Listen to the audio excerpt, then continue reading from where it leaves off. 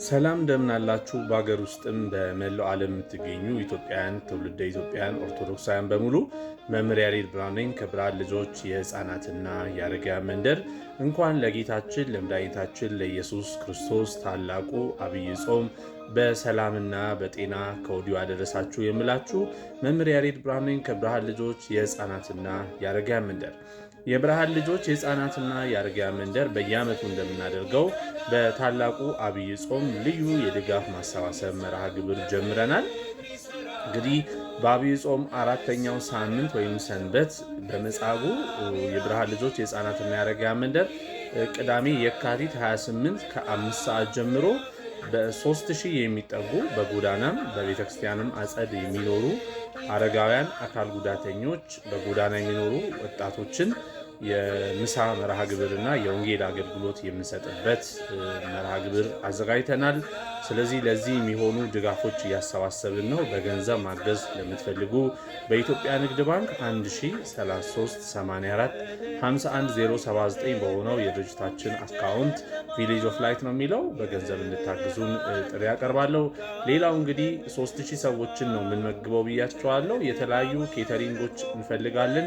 እስካሁን 9 የሚጠጉ ኬተሪንጎች ፈቃደኛ ሆነው 1260 የሚሆኑ ሰዎችን መመገብ የሚያስችል ስፖንሰር አግኝተናል። ዲኮር እና ሳውንድ ስፖንሰር አግኝተናል። አሁን የቀረን ለ1640 አካባቢ የሚጠጉ ሰዎችን የሚያበላልን ተጨማሪ ኬተሪንጎች ያስፈልጋሉ። ስለዚህ መጪው ጊዜ የበረከት የተወደደ ሰዓት ነውና ወቅት ነውና በዚህ ጊዜ ደግሞ የተለያዩ በከተማችን ውስጥ የምትገኙ ኬተሪንጎች እንድትሳተፉ ጥሪ እናቀርባለን። ሌላው መጋቢት 27 ቀን የሆሳዕና ዕለት የብርሃን ልጆች የሕፃናትና የአረጋውያን መንደር ዘንድሮም ለ6ኛ ጊዜ መጪውን የትንሣኤ በዓል ደግሞ ምክንያት በማድረግ ከ400 እስከ 500 ለሚጠጉ አረጋውያን፣ አካል ጉዳተኞች ድጋፍ የምናደርግበት መርሃ ግብር አለን።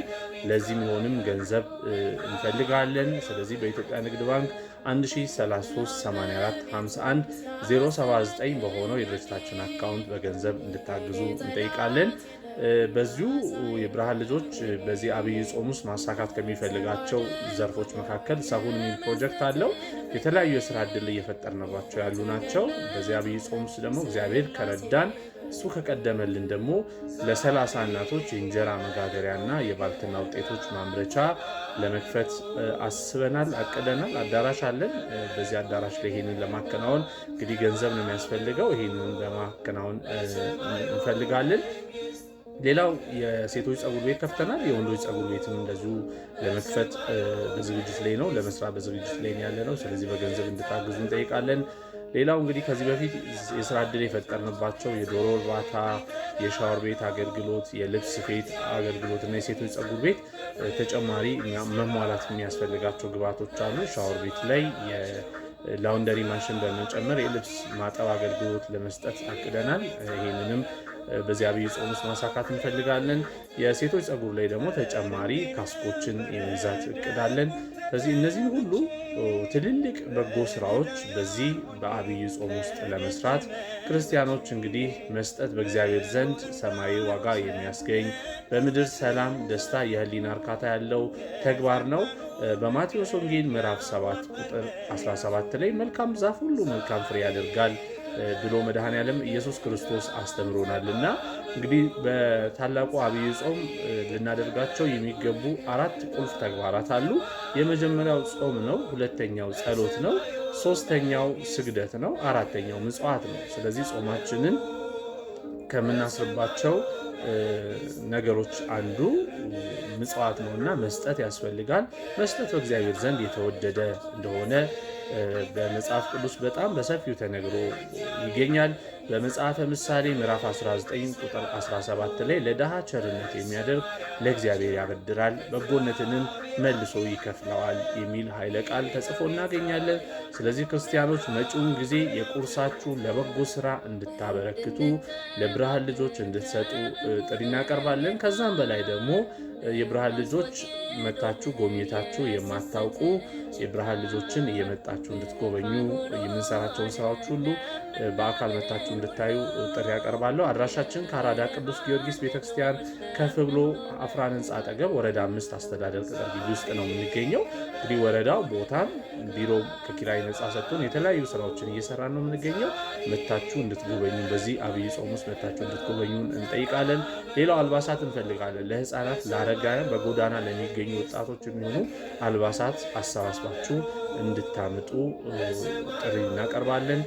ለበለጠ መረጃ በ0911 74 9300 ወይም በ0977959595 በሆነው ስልካችን ደውላችሁ መረጃ ማግኘት ትችላላችሁ።